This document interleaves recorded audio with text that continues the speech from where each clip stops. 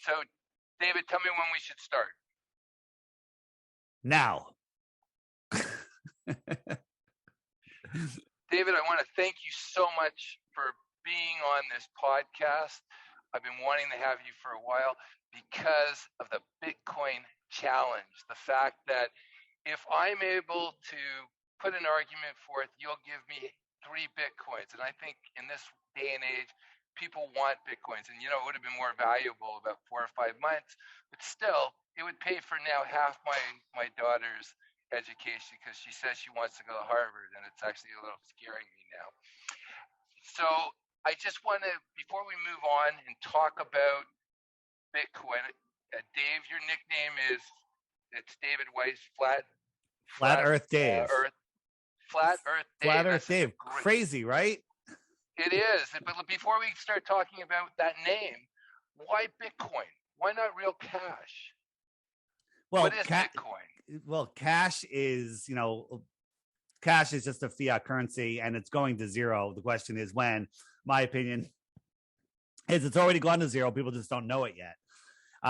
And Bitcoin is real money. And I like Bitcoin, but there's other cryptocurrencies I like way better than Bitcoin. But Bitcoin is kind of, when you talk crypto, someone new, Bitcoin is crypto and everything's umbrellaed under Bitcoin.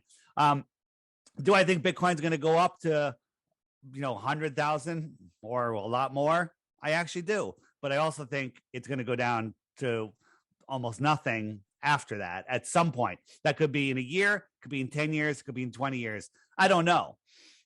But the reason I say Bitcoin is because if I wanted to send you 3 Bitcoins, let's call it $100,000 right now, I can do it in a minute.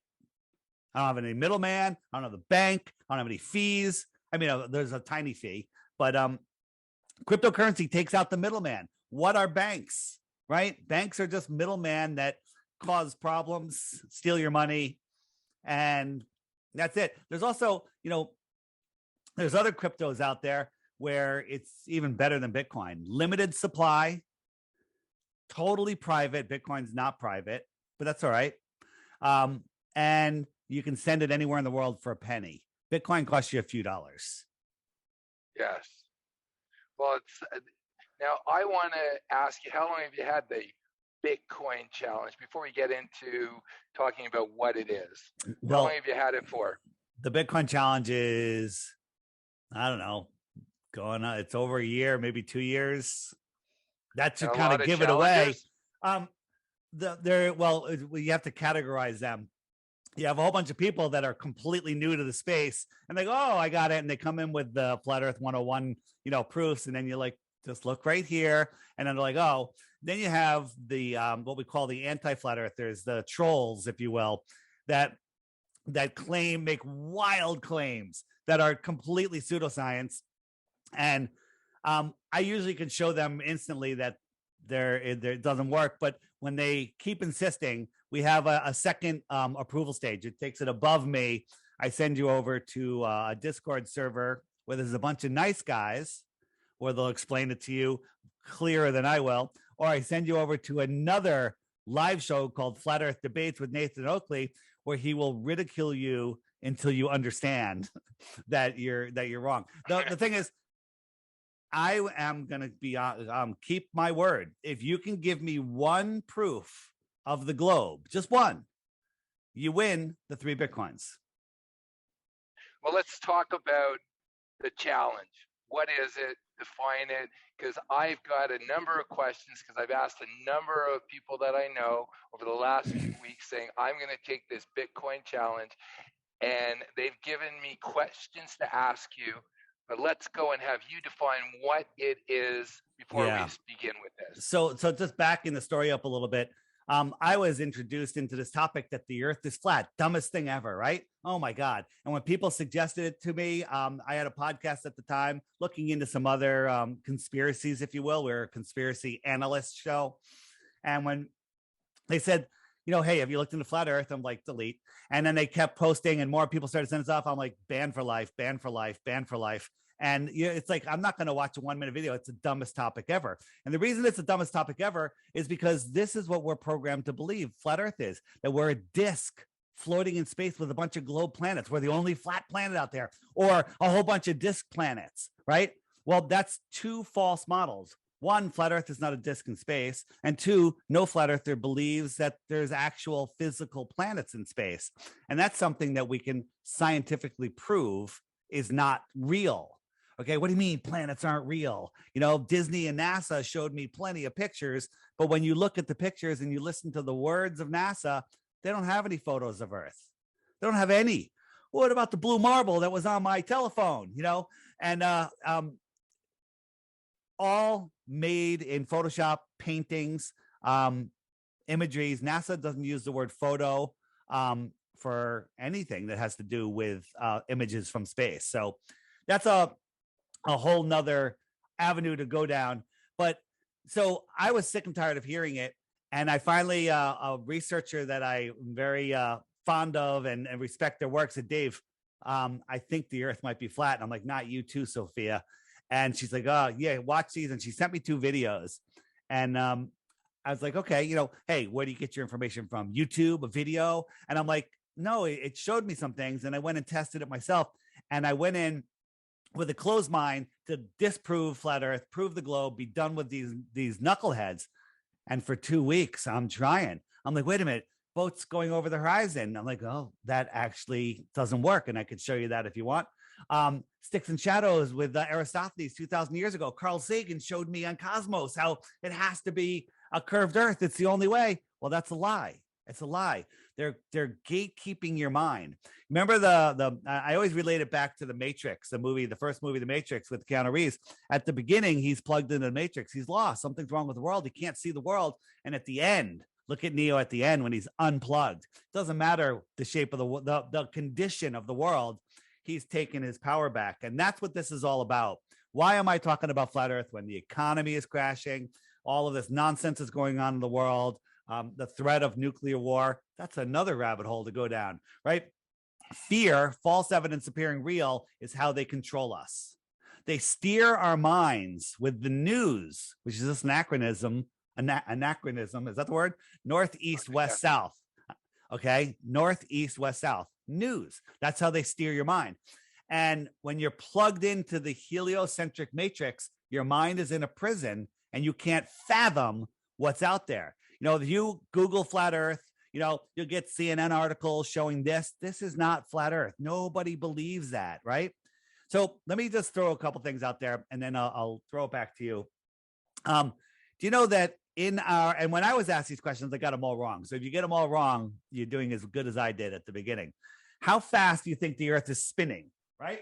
The Earth is spinning you want me to take it? I'm a nerd. Yeah, I'm a serious nerd. I'm a guy who reads the. How fast are we spinning at the equator? 1,000, approximately 1,000. Beautiful. How fast are we spinning in Alaska? Oh, that's probably, it would be faster, wouldn't it? No, slower, right? Slower. Because at the equator, you're spinning this entire circumference once a day, which is about 24,000 miles. Okay, so 1,000 miles an hour. But in Alaska, how much in Alaska? In Alaska, you're making a much smaller circle, right? You're going around once a day, but your circle, imagine it as a piece of string, and I pull that string out. That Alaska string is only this long, the equator string is this long. So Alaska's going about 300 miles an hour. Never thought about that, did you? Sorry, how much? 3,000 or 300? No, 300. If you were 300 miles per hour. But, right? But hold on, I'll give it to you easier. If you were, the North Pole is supposedly the axis. If you were 1 mile from the North Pole, right, and you walked equidistant all the way around the North Pole, you spun all the way around, 6.28 miles later, 24 hours, you've gone 6.28 miles. Well, in 24 hours, what is that? A third of a mile an hour? Okay, yeah. You're going less than a mile an hour. And then as you go out farther and farther on the ball, your linear speed is increasing. Okay. You were never taught to even think about that concept. Okay. Think about this: an airplane sitting on a runway in northern Alaska. It's moving maybe 300 miles an hour linearly before it takes off. It takes off and it flies to Ecuador and it lands on a runway that's oriented north-south. That runway is moving sideways at 1,000 miles an hour. How does that airplane make up that 700 miles an hour sideways movement to land on that runway? I'll give you a hint. Airplanes fly over the Earth plane, not the Earth ball. Okay. So getting back, one more. We're orbiting the sun in an elliptical path, speeding up and slowing down. Me? Yeah, the average speed is 66,000 miles. So it's 66,600 miles per hour. Miles. Now, one of the things I find really fascinating, because I'm not a conspiracy theorist. Yeah. But that's pretty interesting because there was two numbers that came to mind. One was how fast we're going around the sun, which is 66,600 miles, and the tilt of the Earth is 23.4. So if you subtract that from a 90 degree, the number is 66.6 degrees. And the curvature formula it has 666 in it. And at 10 miles, there's 66.6 feet. At 100 miles, there's 6,660 feet of curvature. There's a lot of that. That's a whole nother rabbit hole. We don't have to go down that because that doesn't prove the flat Earth or the globe. All right. I know. I'm just joking with you. So just for those of you that are going, yeah, but it's you're already going that speed. You don't notice it. Well, if you're in a car going 100 miles an hour on a perfectly straight road, yeah, you don't notice it. You can drink your water. You can eat food, whatever. You can even pour water on a dinner plate to the edge and hold it. No problem. But as soon as that car starts taking the turn, that water is going to go right off the plate, right? So the orbit of the spin of the Earth is a curve, because if you were on the Earth and you disconnected, boom, you're spinning and it stopped, you would just tangent right off into space. But if I'm here and it's pulling me around, that turn is acceleration. Even Neil deGrasse Tyson, the failed actor, says that the water bulges at the equator due to the centrifugal force. How much? 14 miles high. Wait a sec. The highest I've ever been on a plane is 43,000. Yeah, like feet. 5 miles. So well, you've gone higher. 40. Yeah. So the average plane flies 5 to 7 miles, right? So that's got to be 50,000 feet. What is that? Well, for 14,000 feet. No, 14,000 feet is 14 miles. 14 miles. 14 miles. I'm sorry. That's 70,000 feet. It's and ridiculous. I've never been higher than 43,000 feet. At what point when I'm flying from America to Santiago, do I have to triple my altitude just to skim over a hump of water? And the answer is never. Okay. Well, I just want to share something with you. The reason why I'm interested in having you, because in the last 2 years, there's been a break in the Matrix. There's been a glitch. You brought up the Matrix movie, where the cat sort of glitches. So I asked myself a serious question. I'm sure many of the people who are listening to us right now have asked the same question. Why do I believe what I believe? It's a question that actually is paradigm shifting when you start asking it. And I came up with 5 answers. I just want to share before we go forward. The first one is because I was told. My parents, the system I went, I'm Canadian, it was a school system, everything told me to be a good Canadian, not question, to be a good boy and get a job and pay my taxes and not question anything. Number 2, I was just too busy. I wanted to make a living for myself. I wanted to go and get married. I wanted to have a full life. Number 3, I was just too lazy. I wasn't going to ask any questions. And number 4, I was too frightened. If I asked those questions, to be ridiculed, to be outcast, because it's really tough to actually accept something going against the grain. However, getting back to this station, anybody who's ever been successful, it's the lunatics who people think are lunatics are the ones who change the world by questioning. And the problem is too many people like following. However, right now, I've been very impressed. There's a huge percentage of the population who are waking up and David, whether the world is flat or round or it happens to be 250,000 miles wide. The important part is to re-kick our higher functions of our brain and question, why do I believe? Whether someone accepts this or doesn't, it doesn't matter. Go and investigate, and don't listen to CNN when you had Chris Como saying only we should read WikiLeaks. Yeah, so you brought up a lot of good stuff. Belief is the enemy of knowing, and ego is the protector of belief. Where do I live, Peter? Where do I live? Connecticut. Do you know that, or do you believe it? Because you told me. Do you know it, or do you believe it? I've never been to your home, so do you know it, or do you believe it? You believe it. I believe it because you're trusting me. Because I said it. Yeah. We're looking at each other. Yeah, hey, why would he lie to me about that? So you've set a belief. I could be lying, but if you wanted to know it, you'd have to go online, maybe get on Facebook, and you find some friends. You're like, oh, they live there, and then you find my high school yearbook, and you're like, all right, now I know it. I live in Connecticut. You're right. But if we had to verify everything that we hear every day, we'd never have any time to do anything. Okay. And correct. Knowing takes time and effort. They tell us in school that we only use 10% of our brains. That's the goal of the indoctrination system that we call school. They want you only to learn accounting and managerial accounting and geometry and algebra and be good little worker slaves. They want you to learn marketing and all of this stuff that works in their little corporations and whatnot. They don't want you using the 90% of your brain that connects you to nature and to spirit, and to use your pineal gland. And, there's a whole lot of stuff with our pineal glands and the length of our lives and how it's all being calcified.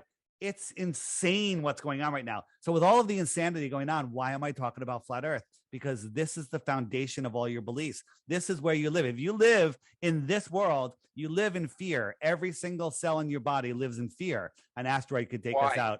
An asteroid could knock us out. The supernova could happen. We're running out of resources. We're running out of food.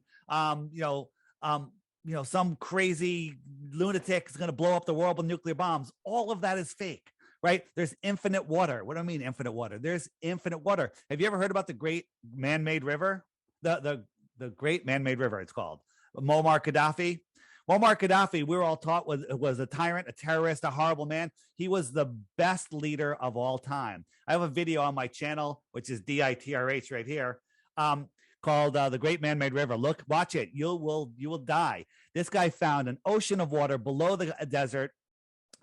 He did a 40-year aquifer project, putting giant pipes buried in the desert, feeding all of Africa, giving any family that wanted to farm, cattle, seeds, access to water, everything. And he was going to feed all of Africa. And when he was almost done, the United Nations went in there and blew it up with depleted uranium. It's the biggest crime in humanity, and you never heard about it. Right. And they're trying to wipe it off the internet, but look it up. Great Man-Made River on my YouTube channel, DITRH, right there. I'm going to link to it. Yeah. So that's a little sidetrack. But let me finish about this analogy. We're also chasing the sun at, you probably know, 500,000. Yes. And the entire system's moving sideways at 2-point-something million miles per hour. We're moving in 4 different curved directions. Billion a year, right? Yeah. So we're traveling billions of miles every year. Okay, right? The sun is here right now, and in a year from now, it'll be 4.4 billion miles from there, and never to return to that spot. But you can go out tonight, look at the stars in the sky, make a little chart. Next year, same night, same time, go out, and every single star would be in the exact same position in this heliocentric, nonsensical beehive. Let's just talk about these speeds for a second. This is the hypersonic sled track. There's no sound here, but if you pull it up on YouTube, and listen to it, it's shocking. This thing is going to go by a Mach 8.4. Here it goes again. Okay. Mach 8.4. Ready? Right. Can't even see it. Right. Mach 8.4. You have to believe that we are traveling around the sun 10 times faster than that. And we're chasing the sun at 100 times faster than that. Your brain cannot process that information. But when we go out in nature, this is what we see. Right? This is what we see in nature. Yes. What does this tell you? Right? This tells you. Is that in BC? These are pictures from all over the place. But what I'm showing you here is this is perfectly still water. Large bodies of water at rest lay flat, scientifically, measurably, testably, provably flat. Water needs a container. To prove it, if you had a puddle What holds the puddle in? Well, the land that's higher than the puddle. Lower that land a little bit and the water's going to flow away. A pond is a bigger puddle. A lake is a bigger pond. The edge of a lake. I have a question to ask. Go ahead. So you're saying that the Earth that we live in is a puddle? So what's holding the puddle? I'm going to show you. Okay. I'm going to show you. Good question. Great questions. And by the way, we can do this for 5 hours and you will not run out of questions. All right. But we're covering the basics right here. So they tell us that Antarctica, this little guy right down here, is the highest land on Earth. Google photos of Antarctica from space. There are none. They're just cartoons. Interesting. Why is Antarctica the highest continent on Earth? Well, it's at the bottom, maybe. Maybe that's why. But in reality, that's not what Antarctica is. Antarctica is the shoreline that surrounds the Earth puddle. Okay, here's our puddle, our pond, our lake. All the islands and continents are surrounded by water, but the water is surrounded by the highest land on Earth. And that land holds it in, gives it its lateral pressure. We live in the Antarctic basin. Okay. And this is scientifically provable. So here's the deal. In 1940s and 50s, we started exploring Antarctica. Admiral Byrd flew out beyond the South Pole, he said, and he found a continent bigger than the United States, filled with resources, no humans, no plants, no animals, just uranium and coal and everything that we want. All right. And at a time when we're at war with countries fighting over resources, they find all of this and immediately they do the Antarctic Treaty.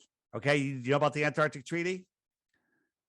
1959. 1959. I think 1950. I think it's 1959. But the Antarctic Treaty, they basically said nobody can go to Antarctica, and all of the countries in the world signed on this treaty that can't even be questioned until the year 2041. When have you seen all of the countries in the world that are all at war with each other? Nobody can agree on anything, but hey, we found a place filled with resources that we don't have to displace any human population. We don't have to displace any animals. And nope, don't go there. Go deforest the Amazon. That's fine. But don't go to this desolate place that nobody lives. Wait a sec, David. I know somebody that went down to Argentina. Yeah. And they went to Antarctica and they spent a fortune, but they were told, because according to you, they were told, but it wasn't the reality, the South Pole. So tell me about why that's not the case. Yeah. So going back to this. So you go from Santiago, Chile, right here. This is a small map. And then you see this little thing that sticks out here. It's bigger than some countries. Okay. And they take you to this little island here, which is gigantic. It's like coming off of the ocean and landing in Long Island. Okay. Long Island. Yep. And then thinking that you know what's in California. Okay. You don't know what's in California. You're just on the south shore of Long Island. You don't even know that there's a north shore of Long Island. You don't know anything. Right. I take you to the center of Long Island and say, hey, we're at the North Pole. Right. And then I kick you out and you have to go home. You spend $20,000, $50,000 to go. Here's another thing. There's all these companies that offer trips to Antarctica, right? Where you get to go on this boat ride. It's a whole journey. And then you're barely allowed off the boat. No independent exploration in the outer space. Okay. And then they kick you out and they send you home, right? There's about 100 companies that do this. But if you research those companies, they're all run by the same guy. What does that tell you? They're all run by one company. They're shell companies because they want to control who goes to Antarctica. This pink line here is we're on a business channel right now. So the part that I admire is one guy who owns that company and he's getting people to spend $50,000 just to go on what you're pointing out is a little peninsula. And I don't even know if it's actually when you're sharing me, because I'm not taking the boat, maybe it's not even in Antarctica according to you, because who really knows where they're taking them, right? Yeah, I think it's literally connected to Antarctica. I mean, there are people that work on the bases there, but all of the bases are right here, right along the shoreline. They're all right there. They're not out here. You're not allowed to go out there. And in a moment, I'll show you why. But if you try to cross below, but beyond the 60 degrees south, you are stopped by military, right? there's a whole bunch of islands. There's 7 or 8 of them that go all the way around the Falkland Islands. Remember the Falkland Islands War? Why are they fighting off of that island? It's because there's all military, UN-run, Crown-run military bases there. These fishermen decided to cross that 60-degree parallel. And I'll just jump forward a little bit. But they're going, and all of a sudden, on this warship showed up right here, and they radioed them, sent a drone after them, and said, "You are in restricted waters. Turn around immediately and leave." And they sent them on their way. I mean, they literally sent a drone after them, and nobody is allowed to. They're probably 1,000 miles from Antarctica, okay, but they're not allowed anywhere near there, because if we had the independent travel to Antarctica, we would find out that we don't live on a spinning globe. And when you find out that you don't live on a spinning globe, you unplug from the heliocentric matrix and you stop giving them your power. This world is much more than they tell us it is, right? And they don't want us to know. They don't want us to know that. They don't want us to know that we're not randomly flying through space, lost in a godless or distant God universe. They don't want us to know that we're at the center of creation. They don't want us to know that there's infinite water, infinite food, plenty of land. Every American family could have a half an acre in Texas, and there'd still be room in Texas. Every family in the world could live in Australia, and half of Australia would be empty. Okay, right? They don't want us to know that there's no food shortage, there's no water shortage, there's no fuel shortage. Dinosaur juice. We're not using dinosaur juice, okay? The oil is abiotic in our world, right? They tell us that, it's dinosaurs that make oil. That's nonsense. It's absolute nonsense. Dinosaurs are made up. What? Dinosaurs are made up, right? Whole nother rabbit hole. That's something we can get into another time. So I want to preface this for the listeners. Go ahead. Don't take Dave's word on it. Do your own research. Don't believe anything I say. Don't believe anything I say. Because the one thing that I enjoy the most, because Dave, I'm not taking what you say to heart. I'm going to investigate. Sure. I'm going to check for my own. Because let's face it. Remember, I shared with you the last reason why I believed what I believed. The last thing was fear of being ridiculed. But once you get, I'm an old fart now. I'm in my 50s. You might think I'm a kid, but I'm at the point where I really don't care what people think, because more importantly, the most attractive person is someone who has purpose in their step, and that's someone who would know where they are. Now, I want to ask a question. I've flown, and I've gone to Europe, and I've gone I've gone straight lines. And you tell me, you basically, if it's flat, I'm not going flat or south or whatever. I've been to Argentina. I've been to parts of the African continent. I've traveled. How do if this is a flat Earth and it's not round, how do people navigate when they fly? Yeah. So the Earth is spinning at different speeds, right? It's spinning. Am I upside down? It doesn't matter. And you're landing on a spinning world, and none of that makes sense when you actually look at it. Airplanes flying straight level over an Earth plane, and we have all sorts of evidence that is absolutely the case. So let me ask you a question, and I'm going to ask you. You're going to use your brain here for a second. Okay, I'm going to try. Yeah, you got this. You got this. So here's the equator, right along the middle. The top half is the northern hemisphere. Bottom half is the southern hemisphere. Let's go a little smaller here. All right. So we got our northern hemisphere and our southern hemisphere. If you're a pilot and you're going from any location in the north to any other location in the south, would you ever need to fly below the equator? No. Absolutely right. And no plane ever does. Very good.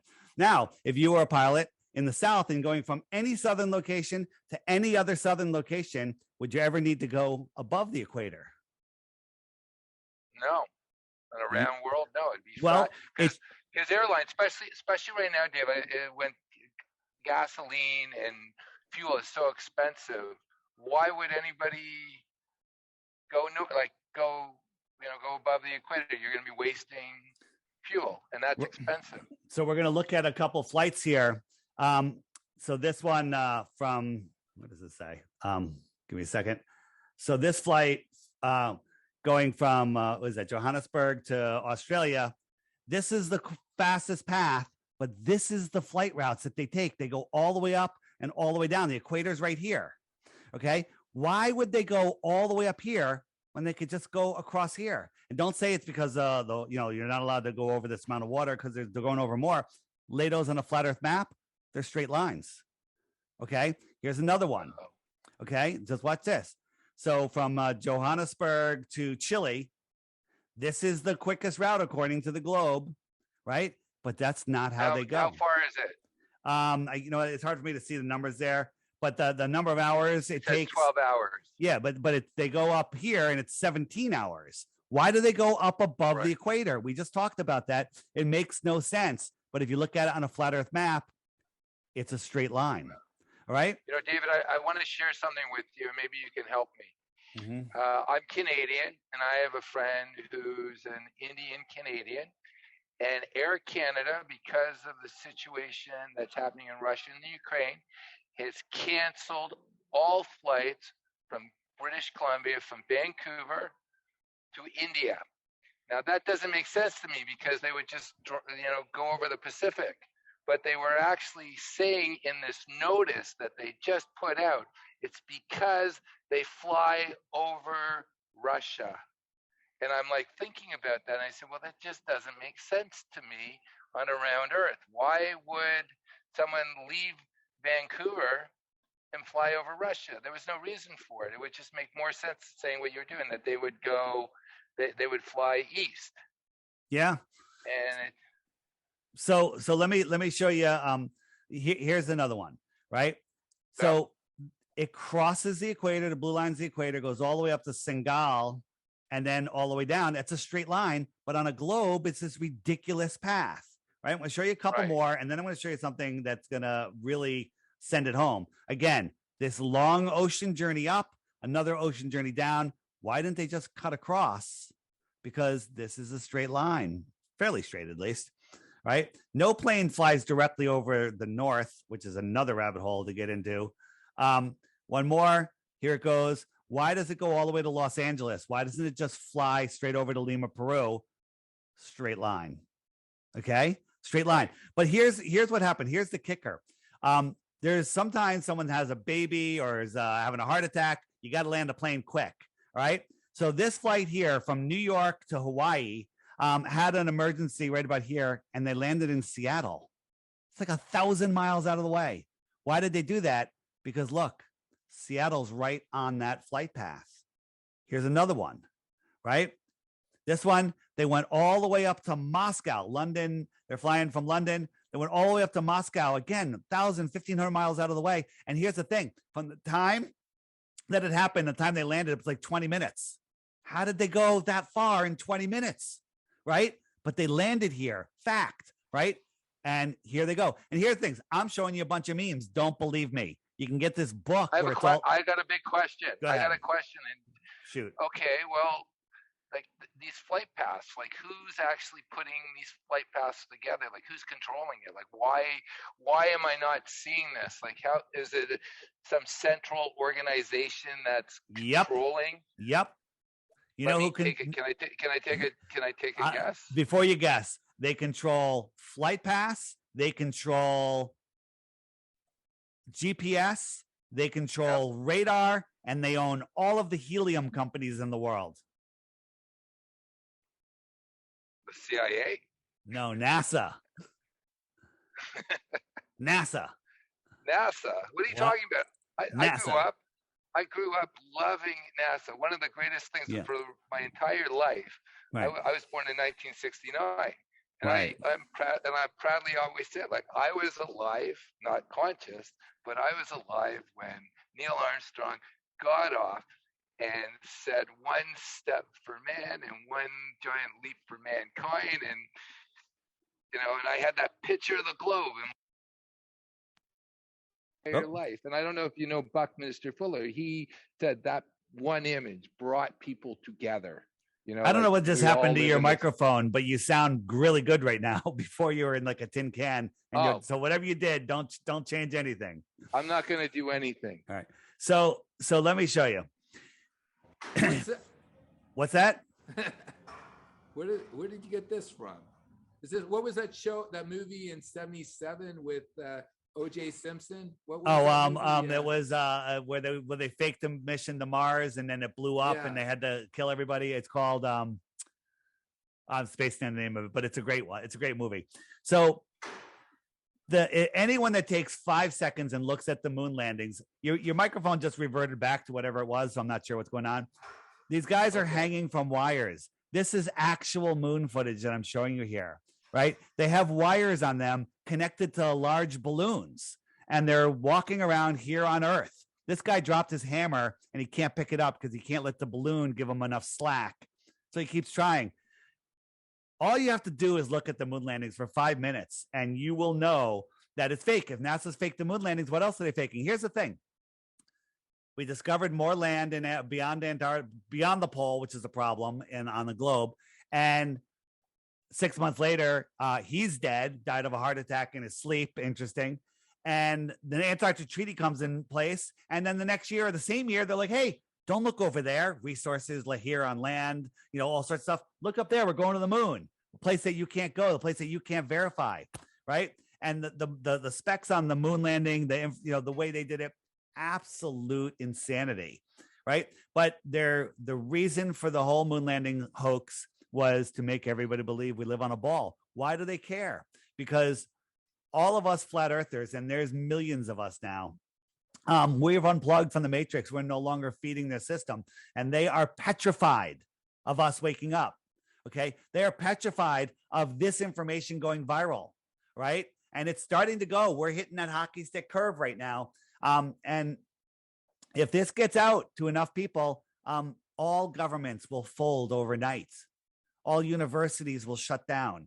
Okay. It's deeper than that. But we are being controlled by a cabal of people that do not have our interest in heart, and I think you're aware of that. So, can I point out something that I don't notice, except for when I see the flat Earth clock? Where are all the stars when they're on the moon? I'm looking for them now. I'm just looking. I didn't see one star. When I think about it, I've never seen a star when I've seen them out in space. Well, if you listen to the astronauts, they can't get their story straight. Oh, we saw stars. Oh, you can see them on the backside, or we can see them all the time. We can see them here. We can't see them. We've never saw stars. They can't get it straight because they can't show us the stars, because we can actually look and figure out what time it was and everything. And if they show us that, then we can prove them wrong. So they never show us stars. Right here are all the landings that we, remember, the same side of the moon faces the Earth at all times. Right. Okay. It's tidally locked. Ridiculous. Because Jupiter must be tidally locked too, because the same side of Jupiter faces Earth also. Okay. But here you are. So where's the Earth? Is the Earth over on the horizon over there? Over there? Over there? No, it's over here above them. They would never look at the horizon. Right. So here's a shot on the moon. How the hell is the moon over there when it should be directly above them? Right? You would never see the moon from any of those positions on the side. Okay? You would never see it. Big question I always had, Dave, when I see the moon lander lift up, I always was wondering who was videotaping it. Yeah, it went up. Who filmed Neil Armstrong's first step on the moon or whatever? Here's Buzz Aldrin in Hawaii, and here's Buzz Aldrin on the moon. Same mountains behind him, right? Same mountains. You think they're faking something? It's absolute insanity that people believe this. But this is the thing: ego, right? I grew up with the moon landings. I was born in '63. Okay. This was a part of our life, right? All of this stuff. NASA fakes everything, right? And it's like, wait a minute, what about the International Space Station? You know that the International Space Station, which is arguably the greatest engineering feat ever, there's no photos or video of it being built. Okay, they forgot to. Dead. Sorry, my question is this: I remember a few years ago when I was living in Toronto, the Science Center came out and said, on this day, you can see the space shuttle. Space station. The space station. And they said, you can go out right now and see it. So how is that possible? So, so this is where you actually have to start using your God-given senses and understanding. So hold on a second. I have a good ISS. Let's see. All right. So the International Space Station is almost the same size as an airplane, a little bit bigger. Okay. You ever see a 747 flying at cruising altitude? Yeah, of course you have. Yeah. It's a tiny little dot. Okay. You're standing underneath the 747. It's giant. It's as big as a football field. Okay. Cruising altitude. It's a tiny little dot. If you doubled the height, it's scientifically provable its angular size is beyond the Rayleigh criteria, which is the angular resolution limits of your eyes, and you could not see it. You have to believe that you can see the space station 25 times higher than that, 25 times farther than that. When I can prove to you, you can't see it at 10 miles up, but we can see the space station at 250 miles up. Absolute and total nonsense. Right. But when you saw it, great question. When you saw it, it was brighter than any star in the sky. I've seen it. I've tracked it, and it comes by. Well, we had a NASA whistleblower telling us that they took old B-2 bombers. They re-engineered them. They made parts of the wings and fuselage transparent. They equipped them with LED lights at the same temperature, brightness as the sun. And they fly these things on routes. There's 5 of them. 2 are in Alaska. One is in the Soviet Union somewhere, I think, and I forget where the other 2 are. And they fly these routes, and that's what you're seeing. Okay, that's what you're seeing up there. And if you watch the tracker, if you're lucky enough to be in an area where it's tracking, and then it disappears. Like, why is it disappearing? Where's it going? And then they also have it where it transits the moon. Like, oh, you know what? You can't see me right now. Here I am. So here, part of it. Yeah, no. Here's an airplane transiting the moon, and here's the ISS transiting the moon. Well, this thing is 25 times farther than this. Why is it the same size? Okay, right. But this is a parlor trick. They are flying something that this B-2 bomber in front of the moon, so people can say, "Yeah, I saw it." Right? Absolutely in total nonsense. Right? And the other thing is, if you think about this, SR-71, right? Mach 3.2. This thing is, would you call it aerodynamic? Right? Pretty aerodynamic, right? Would you think it's aerodynamic? Yeah, well, I've never seen. I'm just questioning everything right now. I've never seen that fly, and I've never seen the space shuttle fly. Okay. I've seen videos of both of them. Movies. Yeah. A lot of videos, and I've seen.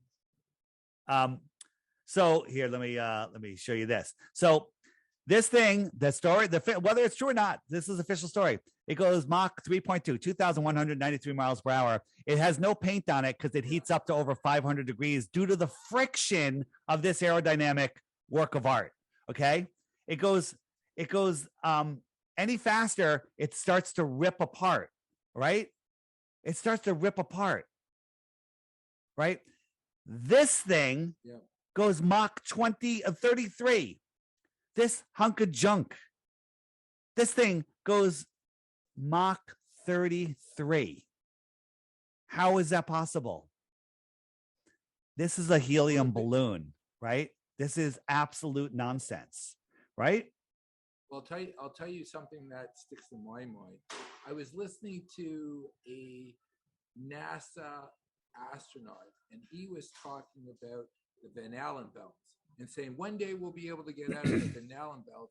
He said it was 1,000 miles, and at that point I had cognitive dissonance because I remember being taught in school that the moon is 250,000 miles away from the Earth. And they're now saying that they destroyed all the tapes and everything from the moon landings, and we can't leave the Van Allen belts, and it's so hot. It's like 4,000 or 5,000 degrees supposedly on the surface of the moon. But how did we get there? And now they're saying we can't go above 1,000 miles from the Earth. We can't leave it. And that to me is just it's crazy cognitive dissonance for me. You know, and that's really what I wanted to speak to you about today, because I think what's important in success in general is to question every assumption and do it yourself and not take anybody's word for it. And I really appreciate that you're spending this time to educate me, because I'm listening, Dave, and hopefully the people listening to us are listening too, and they'll do their own investigation, and this will lead. Good. So I lost your sound. Oops. Oh, you're back now. David, are you there? Yeah, you're back now. Wait a sec, David. Yeah, I can hear you. I lost you. I can hear you. David, I lost you. I hear you now. Give me a second. David, I hear you now. Perfect. Sorry about that. Something happened, but great technology. Yeah. We're still able to talk 3,000 miles away. Yeah. So what I was saying, David, is what I find really fascinating. It goes back to what you were saying and why I like your challenge. Whether someone accepts flat Earth or not, they have to do their own investigations. And actually, we have 5 senses, and we have minds, and just not to accept whatever the narrative we're being told. Because if someone wants to have survival or success in life, I actually think the question is infinitely more important than the answer, because you're presuming there's an answer. And to me, with all the cognitive dissonance that's happening right now, when I see people wearing diapers on their face, is people aren't asking why. Yeah. And I think it's really important. So that thing you're showing, that's the space shuttle, right? So this is that's one of the boosters. Excuse me. This is the external tank of the space shuttle. And if you remember, when the thing takes off, it turns upside down and flies upside down and backwards, which I always thought was very cool. But that's because this thing, they tell us, is made of steel, and it's 40,000 pounds empty. This is now use your mind here.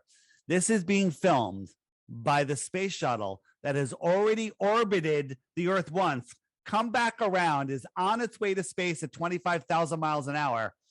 And somehow it's filming this thing falling back to Earth, and it's going to burn up before it gets to the clouds. Right? People short circuit. They're like, well, yeah, it is falling. You know what that looks like to me? A balloon.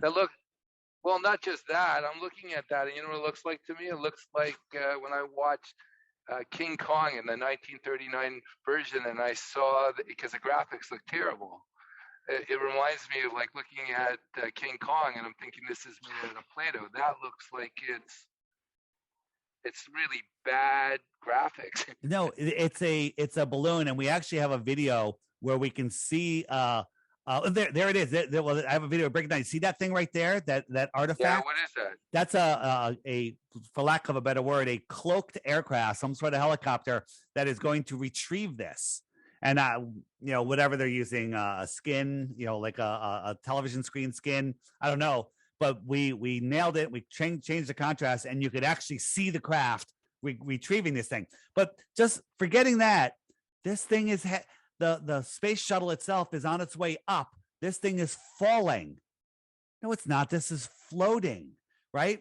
And the other question is, are we looking up or are we looking down? You can't tell, right? Here's I throw this out. I say, how come we don't see any land here from the space shuttle? And people are like, well, you're in the middle of the ocean. I'm like, well, there's no curve. Oh, you could see the curve. Look, the curve. But in reality, this isn't from the space shuttle. This is from our front yard. We just turned it upside down, put a solar panel in there, and that's how easy it is to fool people. NASA gets $63 million a day. Just give me $1 million a day, and I'll take care of all of this for you. Okay. NASA. Well, how about satellites? Like that happens to be the modern, like we're folk. Oh, wait a second. Is that a jumper?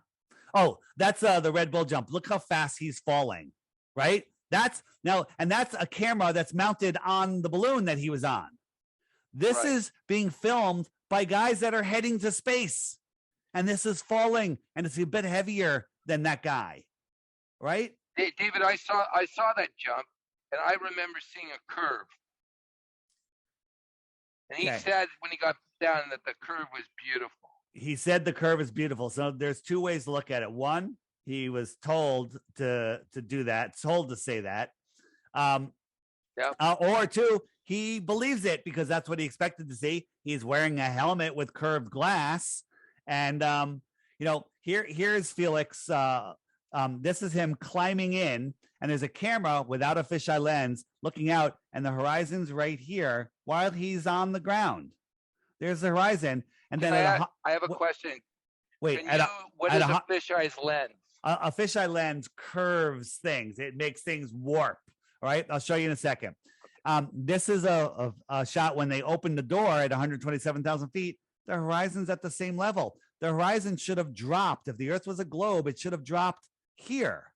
But we still see the horizon at the exact same level, right?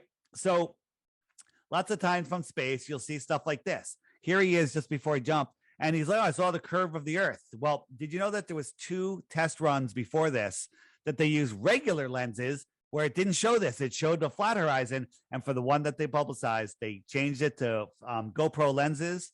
And we analyzed this. We zoomed in. We checked it out. We can see this little river here. We can see all this. All of this is New Mexico. All of this is New Mexico. Last time I heard, New Mexico wasn't a third of the Earth. Okay. This is all New Mexico. Now, remember, the Earth is spinning to the east. He's up here for 3.5 hours before he jumped. He should have landed 3,000 miles out in the ocean, but he didn't. He landed east of where he took off from. New Mexico is spinning to the east, close to 1,000 miles an hour, maybe 800 miles an hour, and he landed ahead of it. How is that possible? That's impossible. And whenever you see a curve like this, you have to take it and put it on a ball, right? Here's New Mexico, right? This is absolute ridiculous insanity. And this, again, we talked about photos of Earth. That one was on everyone's iPhone. And if we look at images of Earth, oops, here we go. Here's 4 different images from 4 different space agencies. Which one do you like? I'm a Blue Marble guy just because it's made in my country. I like blue. Yeah. But let me ask you a question. See this photo? Do you think you could paint this, or somebody could paint it and make it look as exactly like that? Do you think anyone could paint that? I would say yes. I have a second cousin who's a classical realist, and he paints pictures like that look real, even with all of these reflections and everything. Yeah. Well, I've seen it. You're absolutely right. Can I do a pitch? Can I do a pitch for him, Barry Oretsky? My mother's proud of him because it's her maiden name. His pictures look exactly like that. Well, this might be one of his pictures, because this is a painting. This is not real. Now, let me ask you another question. You think somebody could paint this? I don't. One of the questions I have. So, wait a minute. Wait, back it up. This is a painting. Not only is this much easier painting to paint, NASA admits it's a painting. And the guy that made it, his name is Robert Simmons, whatever. And he said he made it in Photoshop. He was given data, and he's like, oh, there's more algae here. I'll make that greener. And this is warmer oceans. I'll make that bluer. And he was really lazy because he stepped and repeated the clouds using the clone tool in Photoshop. Same clouds, again and again and again. He's lazy. This is made in Photoshop, and people think this is proof that they live on a globe. It's absolute insanity, right? Well, how about Elon and the satellites he's launching? Like he's the big savior right now. He bought Twitter. We're free. We're out of our prison. Yeah. It's our savior. Tell me about Elon and satellites. I'm going to link you a 5-minute video that exposes Elon Musk as being 100% puppet, fraud, doesn't do any of this stuff. He is just a moron that is put out there as our savior, right? If Elon is going to save us for free speech, therefore space is real, because SpaceX has, done amazing things. Now they're taking civilians up. This is Shatner, 90-something years old, coming back from space. Look at this. This is fake. Look at this thing. It's moving sideways. Then they're going to show you another view. Now it's going down. Interesting. Okay. Then they'll show you sideways, or might show you again. Watch this impact. Do you see that impact? Let me get a closer shot of that. Look at that impact, right? And then, if you ever been to a sporting event, a gathering of large people, a carnival, what do they have there? They have EMS people there because somebody could get hurt.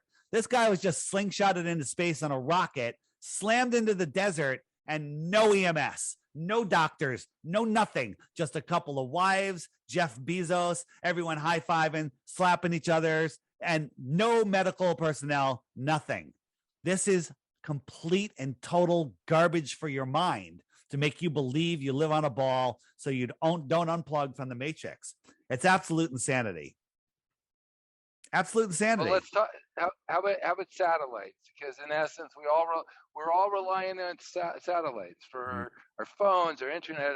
This is what we're led to believe. Yeah, Google satellites from space, and you in space images, and you get nothing. You get all cartoons. There's not a single image of a satellite in space, right? It's just absolute and total garbage.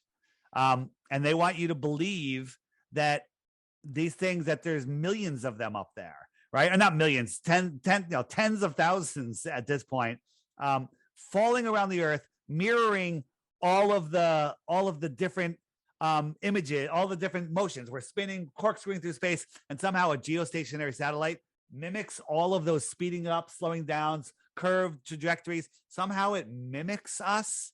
Absolute insanity, right? Satellites used to be balloons, and now they're saying, oh, NASA's going to start putting satellites up on balloons again. You know why? Because they're being discovered. NASA puts up tens of thousands of these things. They're up there. They're crashing all over the world, and everyone has a high-def camera in their pocket, and we have videos of them. They come, they get swiped up quick, but it's too late. Cat's out of the bag, right? They put these things up. They can go up for years, right? They admit that they can go up for over a year. I believe they go up for years. And they launch a lot of them in Antarctica. And they can control these things by electrostatics on what wind currents they get them in. They can put them anywhere they want over the earth, right? Well, what about the Hubble? So that's also a bunch of nonsense. Again, I used to think, oh, look, I see a satellite. I'm down, I'm in the Caribbean, whatever, at night. I'm like, oh, that's a satellite, right? This is a 747. This is 747 at cruising altitude. Can you see the engine on that 747? You can barely see the 747, right? Here's the engine, right? The engine is about the size of a satellite. And you think you can see a satellite 50 to 200 times farther than this? It's absolute insanity. People don't use their minds. They don't use their minds when it comes to this stuff.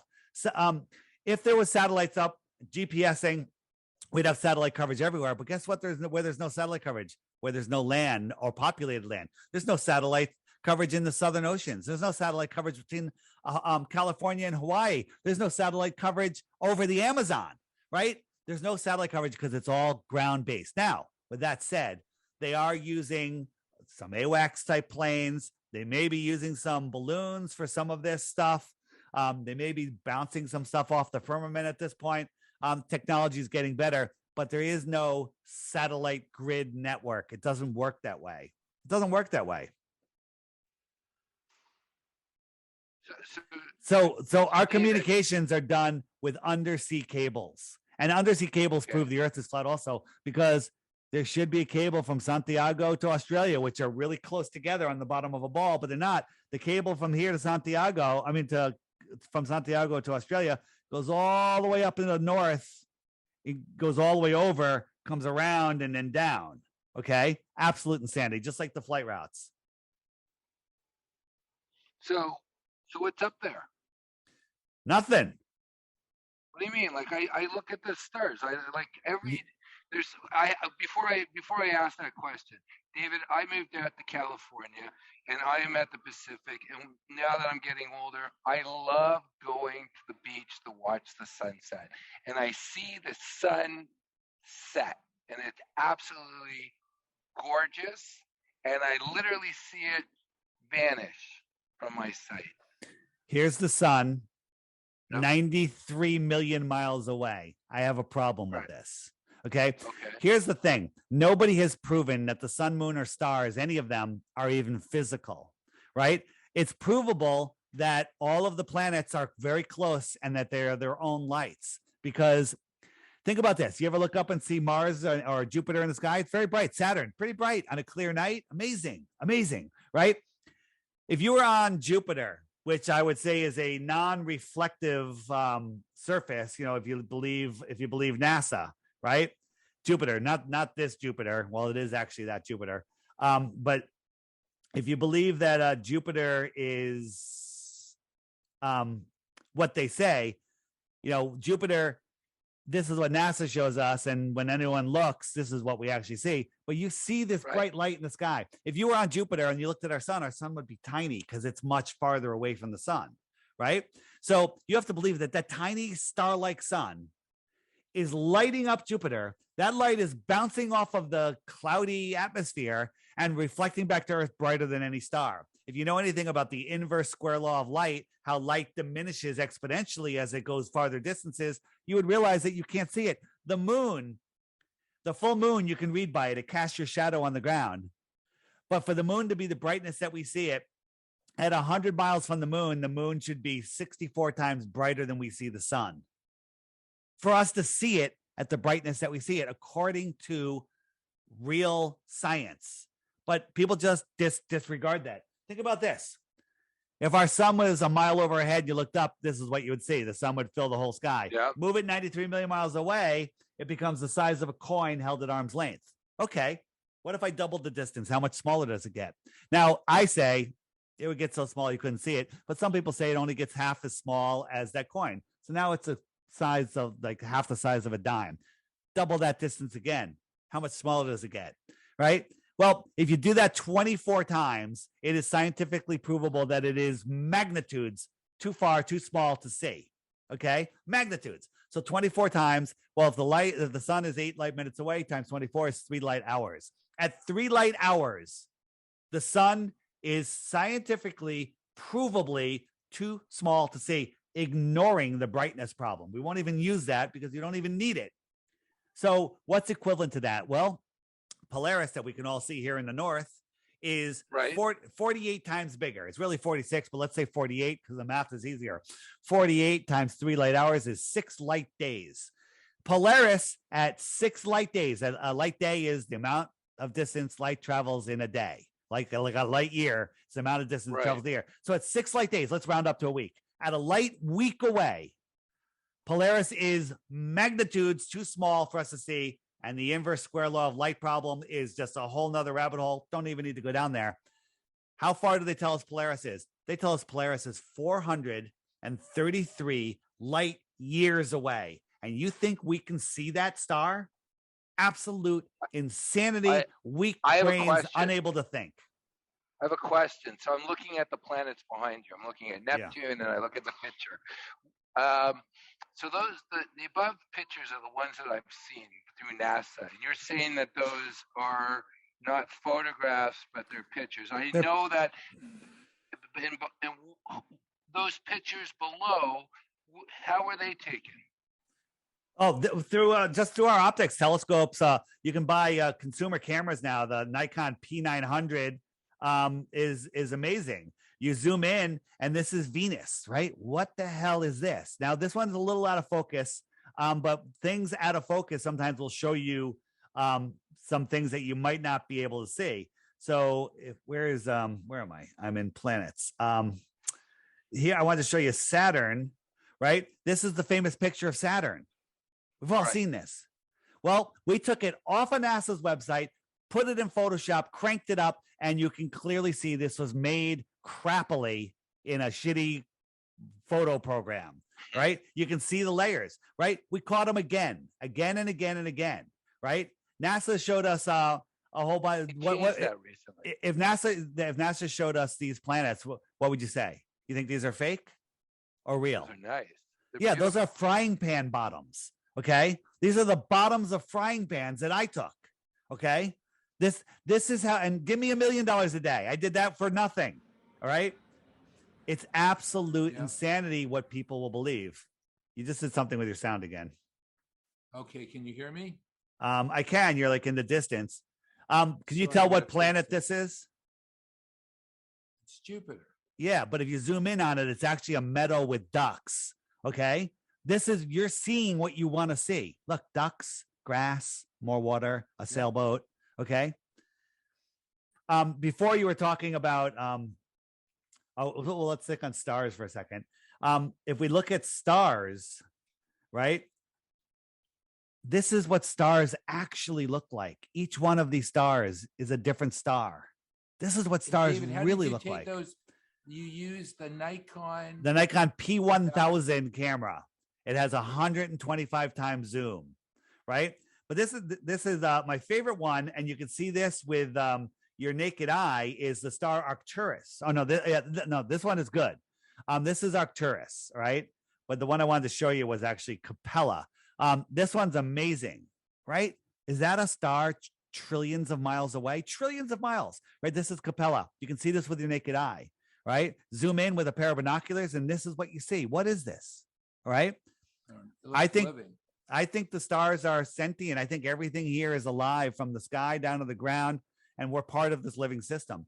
But just quickly, and you've seen my videos probably, things are trillions and quadrillions of miles away. How long is 1 trillion seconds? Do you know? Have you heard me say this? I'm guilty. You're guilty. I know. So 1 trillion seconds, anybody listening, 1 trillion seconds is 31,000 years. Okay. The closest star, which is way closer than any other star, is 4.5 light years away, 25 trillion miles away. Alpha Centauri, 25 trillion miles away. If you're flying at a mile per second, no human has ever gone that fast. For 1 trillion seconds, that's 31,000 years, you are 1/25th of the way to the closest star that you think you can see. Okay. You got to do that 24 more times to get to the closest star. And the next star is magnitudes farther. Give me a break. This is all pseudoscience malarkey. All of the stars that we see that are fixed in their positions, never moving, right? They're spinning above us around a center point, prove that we're in some sort of clock system. But Dave, I've seen boats disappear in front of me. So if the Earth was a ball, and let's have this a boat, and we sailed away, it sure would disappear over horizon, right? Yeah. But is there another reason? And that is a physical horizon. This is a physical horizon. Here's my finger. It goes over the horizon. It's gone. We zoom in. You still can't see it. It's hidden behind a physical horizon. So 24,901 miles around. The Earth has a curvature formula, and that formula is 8 inches per mile squared. Basically, you have to square the miles because the drop off is faster and faster. If you look, I'll show you the drop. So as you're going out on a tangent from your feet, it drops off faster and faster and faster. So at 3 miles, there's a 6-foot drop. So a 6-foot tall person standing next to the edge of calm, flat water shouldn't be able to see the surface of the water beyond 6 miles because it drops behind their physical horizon. So a boat would disappear from the bottom up. But we have cameras where we zoom in and we can see things. Is that the Nikon?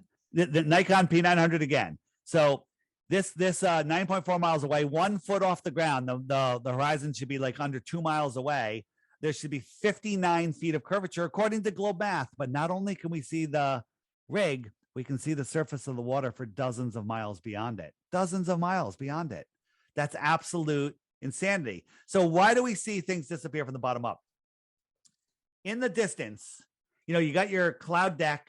They're 5,000-10,000 feet above you. And as they go into the distance, they just get closer. They merge with the horizon. Like if I'm looking across the water 30 miles, let's say, the clouds are touching the water. But I know that they're not. They're still 5,000 or 10,000 feet on that cloud deck, right? So here's the ground. Here's the horizon.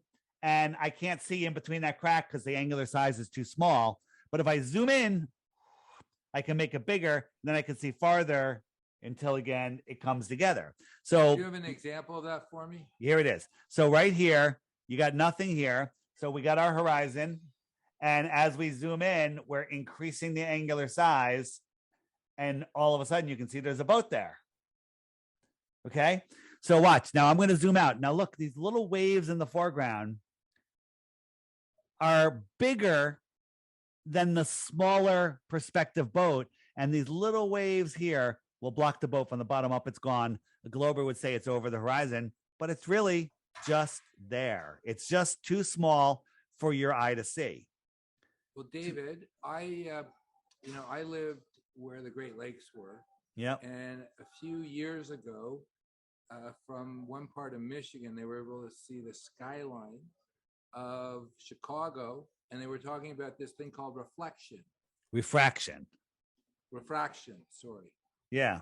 It's not refraction. What we did is, the tops of the tallest buildings should be barely above the horizon. I forget the exact measurements, but we can see the whole thing. And they say it's a mirage, but we did a time lapse, a 24-hour time lapse, day and night, different weather conditions, and the buildings never moved. We also got on a boat.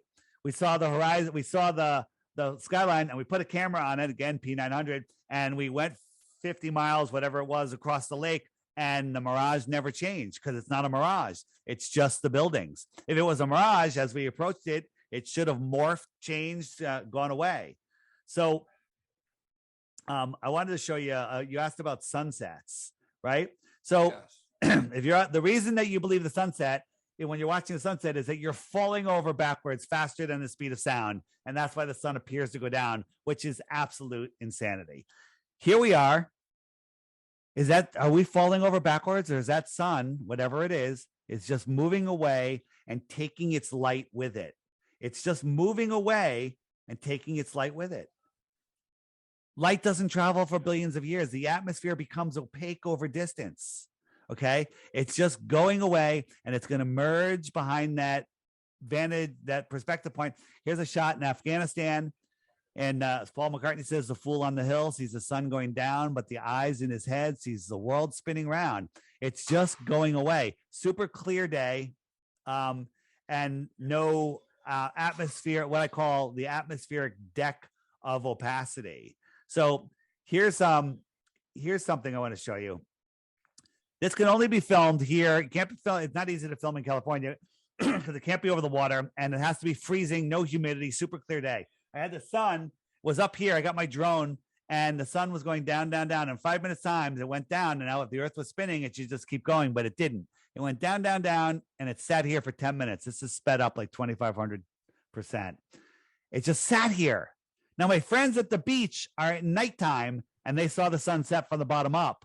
But I'm watching the sun. What the hell is it doing? It just disappeared into the thickness of the atmosphere. Okay. How far is the sun then? That's a great question. I think is it 93? Is it what is it? What are you proposing it is, David? I think the sun, we see what I call in our personal atmospheric dome of vision, and we can see shorter distances parallel with the ground, longer distances up, and we see the sun kind of following that dome of vision, and it's like a magnifying, like the dome of the world is magnifying the sun, the image of the sun that we see into our dome of vision. Again, there's there's lots of proof that the sun that we see isn't physical, and we all see it in a unique position. If you and I were at the beach watching the sunset 50 yards apart, you would see the sun walking on the water to your feet, and I would look over, I would not see it, and you would not see it walking on the water to my feet, connecting us. We'd see it in two different positions in the sky, and that's because of the way we see. I can show you. I'll show you real quick. Again, we got to wrap this up in a little. Is it a real physical body? What is it? I don't think it is. And again, we can't go up there and touch it. So, right. And therefore you can't measure it. But here is an experiment I did. So I got this sheet, and I'd say this is the limit of my vision through the atmosphere. In the distance, I have a flashlight, like 5 feet on the other side of that. And it looks kind of just like a sun. Amazing. This is my dome of vision. Now, my girlfriend's over here, and I said, where do you see the sun? And she's like, she sees the sun over there. I'll bring the camera over to her point of view. She sees the sun there. Then I may bring it over to my point of view. I see the sun right there. She still sees it over here. We're seeing the same thing in two different positions.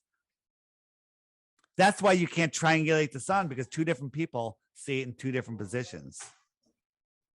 Right. Right. One more thing on sunsets, and then go ahead. Please. So no, I'm just like I'm paying attention because So how far is it then, David? Nobody knows. I think that when I use my common sense and I watch the sunrise, I see it around where Montauk is. That's about 65 miles from me. So I have to assume it's setting maybe 65 miles the other side. Its path for the day is less than 200 miles. Okay. That's depending on the atmosphere of the day. If the air is thicker, it's closer. If it's thinner, it's farther. That's a hard concept to wrap your mind around, but it actually works. And we have some videos that show you that. Let me show you one more thing, and then let me show you how you can research all of this stuff yourself and don't have to believe me. Here's an experiment I did in my kitchen. Is this line level? Appears to be, right? Okay. Is it? I'm asking you a question. Yeah. And this is my kitchen counter. You can barely see it. This could be a land obstacle, mountains, city skyline, or just atmospheric deck of clouds, but I never go below it. Now, on the other side of the table where I started, I have a camera looking up this way, and we're going to look at it from a ground point of view versus a celestial point of view. And if I showed you this first, I'd say, is this line level? And you'd be like, no, it's sloping down. And I'd say, is this light going below this, which is at my eye? It appears to be at eye level because everything merges into the horizon, even though it's way above the camera, right? Look at the line now. It looks like it's almost going straight down, but it's the level line. This is how we perceive the world. Now let's compare this to a real sunset.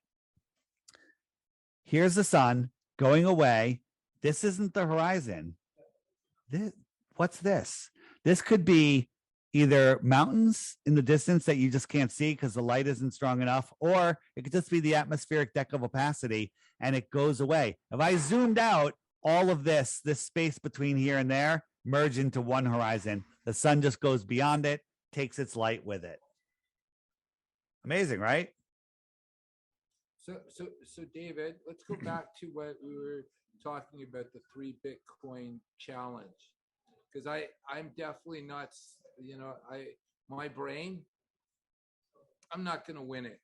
You spent a lot of time. So let's go over the 3 Bitcoin challenge and how somebody can actually participate in it and get your $100,000 worth of Bitcoins, which it might be $3 million in the next few years, right? Or maybe you never know. But $3 million might only buy you a loaf of bread. So what's this? Because you want to know something, David? I didn't think I was going to win the Bitcoin challenge because you know your stuff. However, I'll share with you why I really wanted to have you on this podcast. I'm a business guy, and I love your app. The concept about it, the fact that it's inexpensive, it brings people together, it makes you a good living. And right now, everyone's looking for a killer app, and you are everywhere. And in essence, you're actually making people think, and at the same time, you're providing a good living for yourself. And I would recommend to anybody who wants to create an app to get this app and study it. Because David, we'll talk more about your app from the business applications of it. But let let's go over it and let's talk about the Bitcoin challenge and how the app plays a part of it, and how to navigate and what are the neat things about it. Right. So just real quick, one last thing, and then I'll just show you the app real quick. The sky is a perfect clock. The sun goes around once a day, keeps track of the hours and the days. Wherever the sun is, it's noon. The moon keeps track of the weeks and the months. There used to be 13 months of 28 days. Okay. And the stars, if I turn on the stars, lap the sun once every 365 days. So the sun will fall back through each zodiac for about a month until it resets to where it is right now. The sun will lap the moon every 28 days. The stars will lap the sun every year. And the stars keep track of the seasons and the years. So one other thing we didn't get into, this inner yellow line is the Tropic of Cancer. The outer yellow line is the Tropic of Capricorn, right? So the sun in June, let me jump forward to June, is over the Tropic of Cancer. That's the height of our summer. And it's hot because the sun goes over South Florida. It's close to California. Australia is having their winter because the sun is far away. When something's far away, it's lower in the sky. When it's closer, it's higher in the sky. So we're having our inner northern summer, and they're having their outer southern winter. 6 months later, the sun migrates out to the Tropic of Capricorn, and it's very far from us here in Connecticut, and everything freezes. The inner north has its winter. The outer south has its summer. Very simple. Seasons, when you really look into it, make zero sense on the globe. They actually prove the earth is flat. And one of the big things on the app, the challenge is this. Every day, there's a new video that shows here. Just tap the thumbnail, watch the video, short ones during the week, long ones on the weekend. Watch it while you're having breakfast. Watch it when you have a couple minutes. And after 2 weeks, if you think you have one proof of the globe, you can send it to me, info@theflatearthpodcast.com. And if it's a proof of the globe, you win 3 Bitcoins. Give me your Bitcoin address and you're good to go. However, before you do it, you have to hit the frequently asked questions button. And here are all the questions you're going to ask. Hey, what about eclipses? What about ships over the horizon? As I showed you, if I click ships over the horizon, what happened? Oops, here we go. Up comes a playlist that YouTube is hiding from you. You Google Flat Earth, you find all the garbage they want you to have. Propaganda, these anti-Flat Earth shills out there misleading you. Just, when we actually talk to even somebody from the science side, the only thing they have is insults. The only thing they have, these anti-Flat Earthers, they only have is insults. They don't have any proofs. So here are a bunch of videos that you won't find by searching for them, but they're all here bypassing the algorithm, right? And they're all on YouTube. Is that well, correct? These are all on YouTube, but we have them backed up on other platforms, because when YouTube finally does kick us, we can easily switch to other platforms. But right now, everybody has a YouTube app. You click it, it opens up a YouTube app. It works really well. So I'll give YouTube credit there. But why the lie? What about the tides? What about seasons? All of this stuff is explained to you. And again, don't believe these videos. Look at them and think about it yourself. Go out and do experiments. There's also all sorts of other resources. If you haven't looked into mud floods, amazing. This button right here, full length videos. I just say, watch those videos. Watch the first 3 in the list. The first one is called The Next Level. It just came out. I happen to be in it. That's not why I'm telling you to watch it. But these 3, actually these 4, you watch these and you too will lose the respect of your family and friends, because you'll be a flat earther, and eventually everyone else will come around. One of the great things on the app is once you understand that the earth is not a spinning ball, life gets better once you get over the shock of it. But the thing is, you want to find other like-minded people. You don't want to work. You want to work with other like-minded people. You want to date other like-minded people. You want to hang out with other like-minded people. You hit the friend finder button and up comes a map, right? So here's a map. I have it set for 50 kilometers and it's going to load for a second. And this is going to show me all of the other app users in my area that have registered on the friend finder. And I could click their profile. I could send them a message. Like if I click on How many somebody, people? So David, how many people have got in your app? the number, what does that say? 57, it's almost 58,000 right here, right? So if I click on that 58,000, this takes me to a faster loading version. Like here in the UK, these are people that have my app. And by the way, only a small percentage of the people have my app, right? Here's the United States. It's looking like this thing isn't a fad, right? These are people that have it. Now, the app is only $3, okay? The only thing that you don't get with the $3 is you can receive messages. Like I can hit group everyone in that 50 kilometers, which is 371 people. I can send a group message. Hey, we're having a meeting at Joe's Bar and Grill or wherever Saturday at 4:00. Come on, come all, and you can just go. You don't have to be. You don't even have to respond. But if you want to respond, if you want to send out messages like that, if you want to look at someone's profile and see like, hey, this person right here, if I click their profile, I see that they may be interested in work or whatever. Oh, this woman's single, right? People are using it as a dating app also. But people are hiring people. People are finding new best friends. People are finding new best relationships. People have gotten married because of this. All right. But you, what was the point I was making?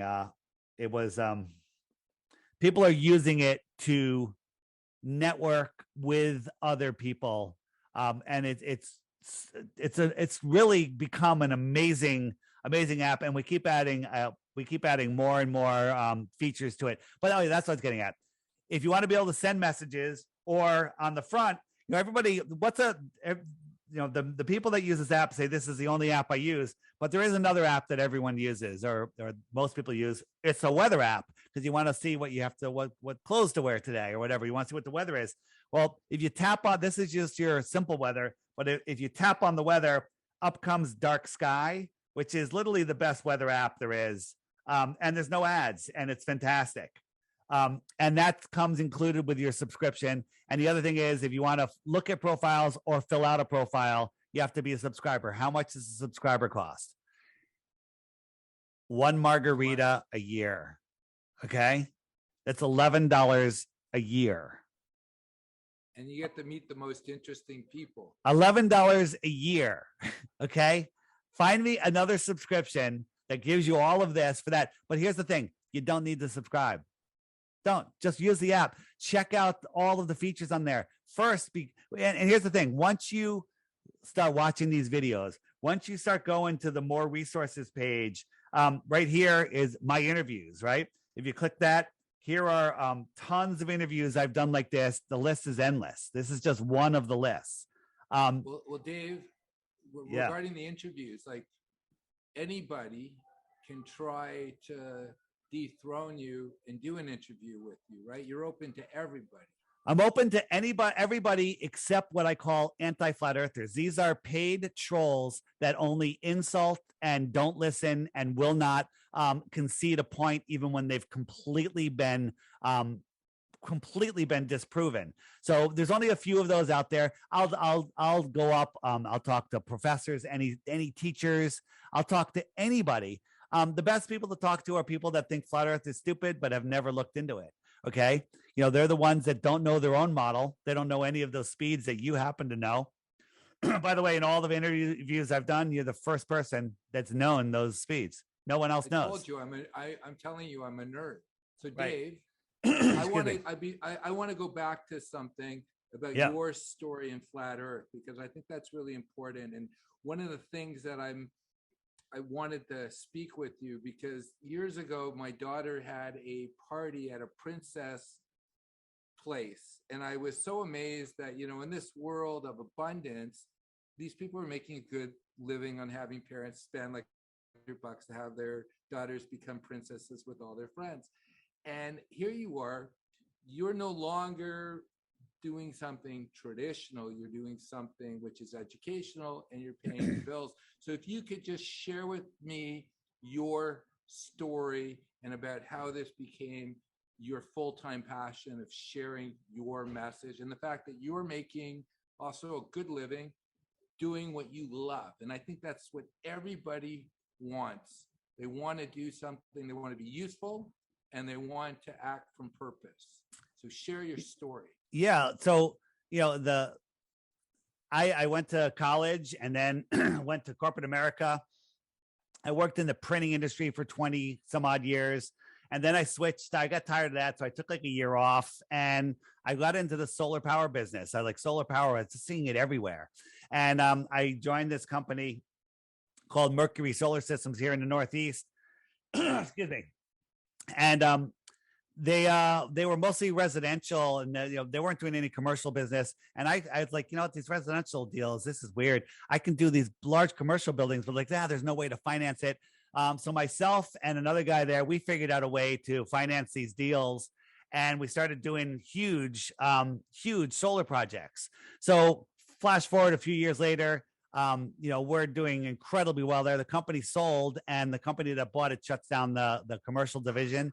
And I was like, all right, that's okay. And we started our own company called 64 Solar. And it was one of the top commercial solar power development companies. We'd identify, finance, and construct solar projects, making more money than I ever thought I would make. Life is good. But I'm working a lot. And then I was, on the side, I was doing a podcast, and I found out about this flat earth thing, and it really started to hit me, all the deceptions going on in the world.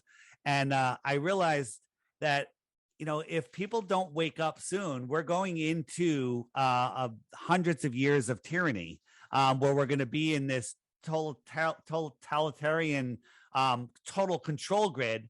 And we are on our way there. So I decided to leave my own company and do this. This was in 4 years ago, maybe 3 years ago. So this is before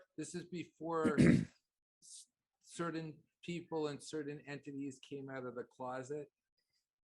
It's like, so you were aware of the message before this craziness over the last 30 Oh years. yeah, absolutely.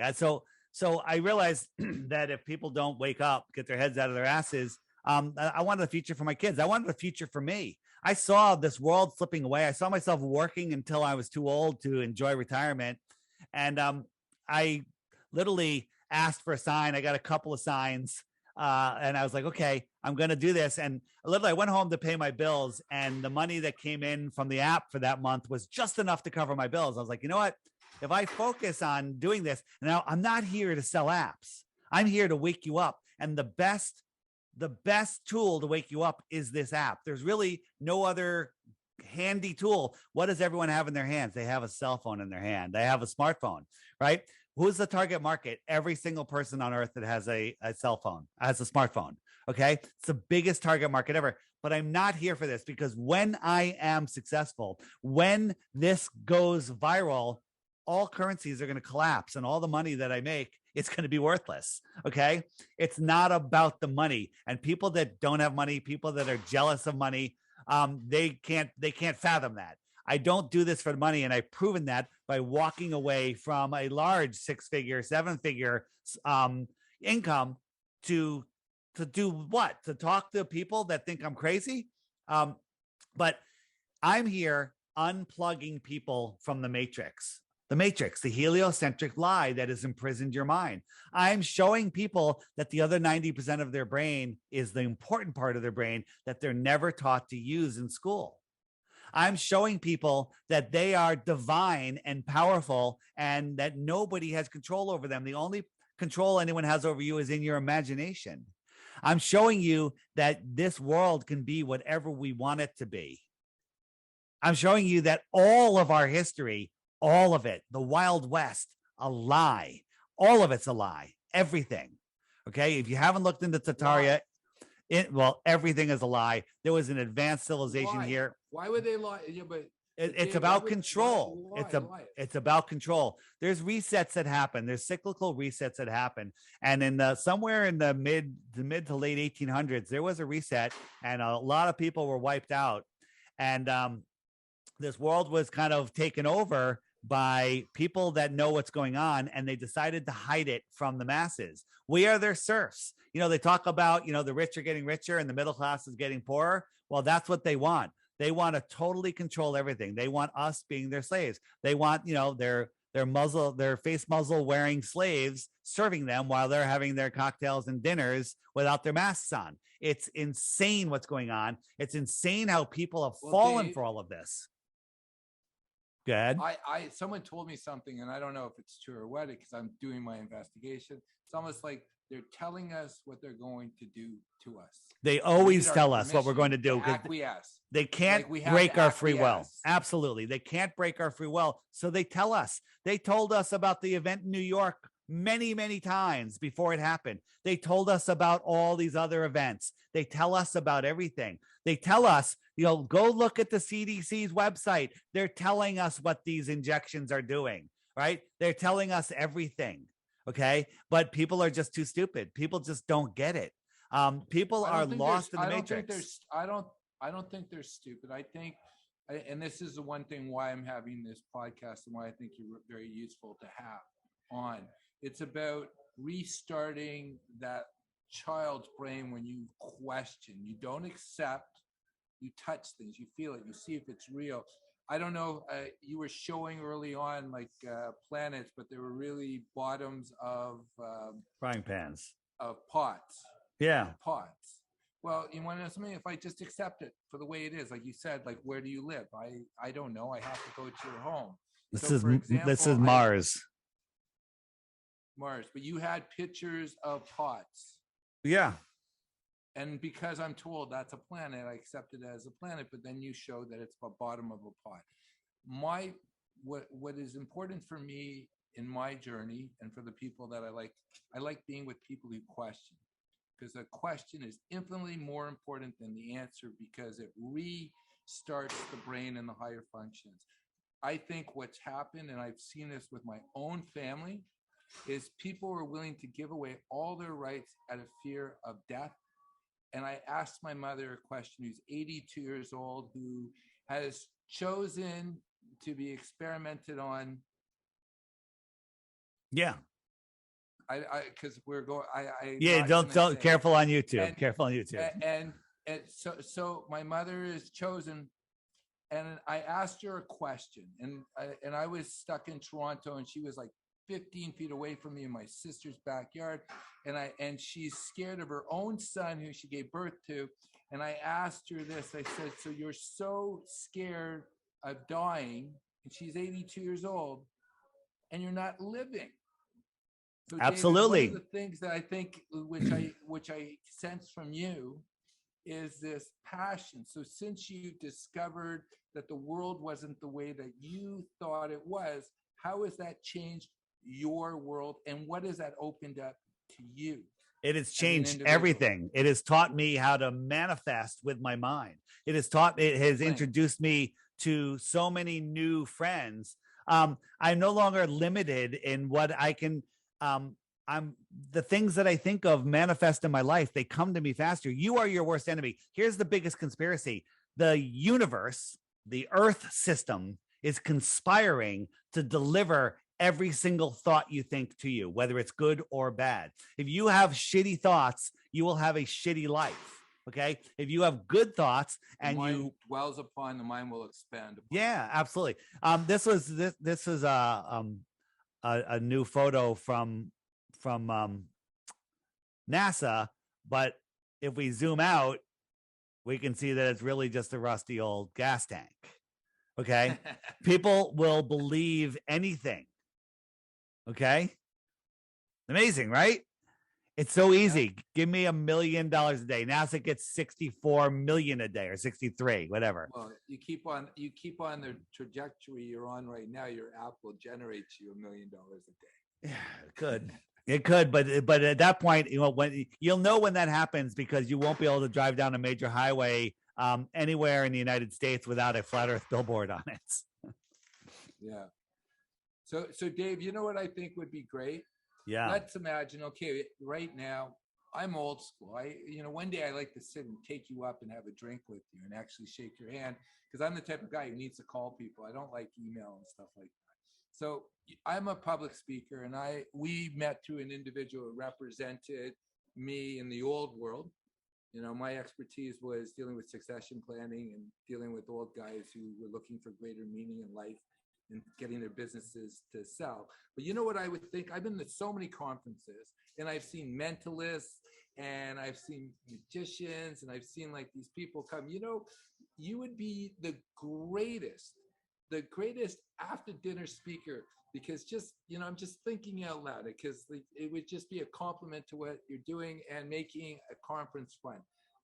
They bring you on, someone can get 3 Bitcoins and they can ask you whatever question they want and you can present. Do you do that? Are you represented by anyone to give speeches like that, after dinner speeches? I'm working on it. So most of the stuff I do is like this via Zoom, but I could do things in person because my favorite thing is question and answer. People say, "Hey, let's hear your presentation." I go, "I don't have a presentation. I basically give you the 3-minute intro to what flat Earth is, and then I love taking questions." One thing that we didn't show, but this is something I want to leave you with, unless you want to keep going on there. No.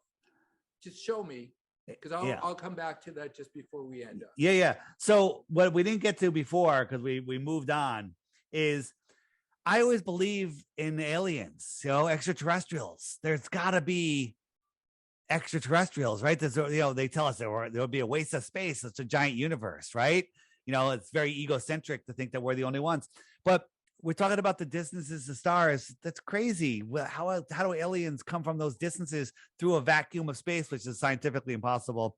But what if the Earth was set up like this? We live right here. This is Antarctica. And out here is more oceans and more land. Extra territory. Extra terra.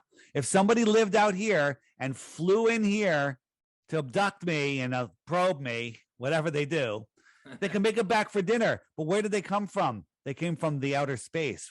Where? And what are they called? Extraterrestrials. They're telling us this is scientifically possible. Space is scientifically impossible. Why is it impossible? Because you can't have you can't, nowhere in science, in a lab or in nature, can you have high pressure next to low pressure without a physical barrier. Air pressure. We have air pressure. You need a container for air pressure. Okay. Space would suck the air away. People go, "Well, what about gravity?" I can take a straw and put a very weak low pressure in my mouth, and water and air will come up and away from gravity. But the Tor 17 vacuum of space can't pull the air away from Earth. That's absolute insanity. That would be if I had a shoebox. If that was true, gravity's holding down. I had a shoebox, an open shoebox, and I sucked all the air out of the room below it. All the air out of the room, the air in the shoebox would remain in the shoebox because of gravity. I'm sorry. That's absolute insanity. So what's up there? What like, is it a dome? Is it made out of glass? What is it? What is it? Nobody, if you can't touch it, or measure it, you can't, we again, anything above where we can reach is speculation. When you watch any NASA, SpaceX rocket, it's edit because they're fake. Sometimes they're just holograms. Sometimes they're helium balloons. Sometimes they're miniatures. Show a quick example of that, a fake rocket, yeah. How about Elon's one? Elon's going up, coming down. Yeah. So here, and I'm going to show you this one. And you won't even believe this is real. This is unedited. This is Elon's rocket, right? This rocket's going to take us to Mars, right? So watch this thing. It takes off. Now edit. Now look at this interesting view. Now edit. Okay. Look how slow this thing is going. This little flame is pushing this multi-ton rocket up. Now look, we're looking at it at a side angle, this far camera. Now we're close. Look how close this thing is. This thing is supposed now all of a sudden, look, this is unedited. This is what they showed us. Okay. Look at the smoke coming off. Now look how high it is. Watch the smoke. The smoke will tell you how fast this thing is moving. Now it's free falling, 40,000 pounds empty. Okay. It's free falling. Watch this next shot. Ready? Look at the smoke. This thing isn't free falling. Now watch. This is supposedly free falling. Now look how high it is. Absolute insanity. Watch again.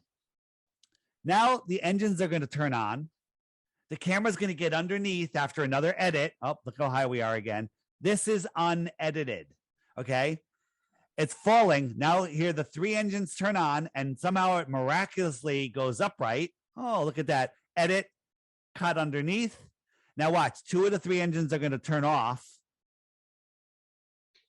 Right? Now look at the smoke. How fast is this thing going? This engine is going to land it right on the pad. Look at all this fake smoke. And this thing lands upright. Look at it at an angle too. It would flip right over. Okay. This is what they show us is real. And that's not even the worst. Okay. Let me show you one more since we're at it. I call this the Tupac Rocket. Okay. This is a hologram. It's not real. It's not here. This is a projection. Whether you want to call it Project Bluebeam or whatever, right? So this thing's going up, but there was a glitch. Watch the top half of the rocket. All of a sudden, the top half of the rocket disappears. We were looking around on some photos. See that? This whole weird layer came on. Show you again. On NASA's lawn, and we saw these weird lights, and we zoomed in on them. We're like, what the hell are these projectors? So these lights.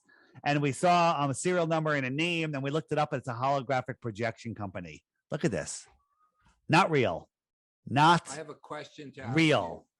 Go ahead. I've got a big question because we didn't cover this. Yeah. So I'm Canadian. Yeah. And there's an astronaut in Canada named Hatfield. Yeah, Chris Hatfield. Chris Hatfield. And as a Canadian, he played like Bowie, whatever that song is. And now he's a public speaker talking about his experience because he set a record supposedly in the space station, and he charges $100,000 a speaking gig in person. Chris Hatfield, the space along with the rest of them, are liars. They've never gone to space. Show me. I want you to show me because that's the one thing. Here's Chris Hatfield singing, right? He's upside down. These guys are in 2 different studios in front of a green screen. This guy with the microphone misplaces where Chris is and sticks the microphone inside of his neck. The microphone is in his neck right now. Okay. These guys, never in the history of space, any of the spacewalks on the moon has they done a 180 pan, let alone a 360, right? Statistics would tell us that more. There's so many. That's just one, right? Like there's so many. This is Don Pettit, the only guy who actually might think he went to space because he might be retarded. He's showing us how he drank coffee out of a plastic cup that he made, but while he's floating it around, the color separated. It's separated. This is CGI. Okay. Color separated, right? This is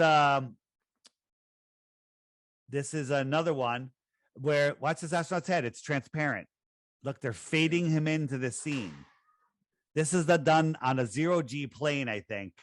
And they use all sorts of different techniques, right? Here's another one. I see them like floating around all the time. Yeah, they're hanging from wires. Look at these suits these pants that they're wearing. They're hanging from wires. They're in front of green screens. Now watch his arm. There's a little glitch there, but watch right here. Oh, what was that? There's the green screen. Green screen. There's no spacewalks, space and bubbles. Someone was telling me about bubbles. Yeah, there's so many. On the app, there's a button called Bubble. There, if it's not there now, there will be Bubbles in Space. There's so many videos. I featured one this week, or actually, I think tomorrow's video is Bubbles in Space at the time of this recording. All of this stuff is being added to the app as we go. Again, you won't find this stuff online, right? But one more thing, and then I got to wrap it up because I got another interview actually. Yeah, no problem. There is I showed you the rockets where everything is they always edit. This rocket is the Go Fast rocket done by in the Arizona desert, not NASA. A private group did it. uninterrupted. It's got a camera pointing down and a camera pointing sideways, uninterrupted. It went up 73 miles, I think, and all of a sudden it hit something. It went into something like it sounded like water, but if it hit water, it probably would have broken apart. Maybe it was like some sort of plasma, and it floated weird for a couple of minutes. Right. But here's the most interesting part. When it turned on its side, all of a sudden you can see the moon. This is the moon right there. Okay. Where is it? There's the moon. You see that dot? Yeah, I know, but where was it? So at the time of this, the moon was over Australia. They're in Arizona. So if the Earth was a basketball and Arizona was on the top of the ball, they're 0.5 millimeter above that ball and the moon is below it. Okay. That can only happen on a flat plane. This absolutely proves that we don't live on a globe. Well, David, I want to thank you. You know, I'm not smart enough to win those 3 Bitcoins, but I'm sure there's going to be a lot of people listening. You're smart enough to know that you're not going to win those Bitcoins. Well, I'm not a betting man, and that's why my clients use me. I only bet things that I know that I'm going to win. I want to mitigate my risk. However, I want to leave this with about the Flat Earth app and Zodiac. I think that for many people who might doubt you, I would say get the app, because we have a new economy and the world's changing.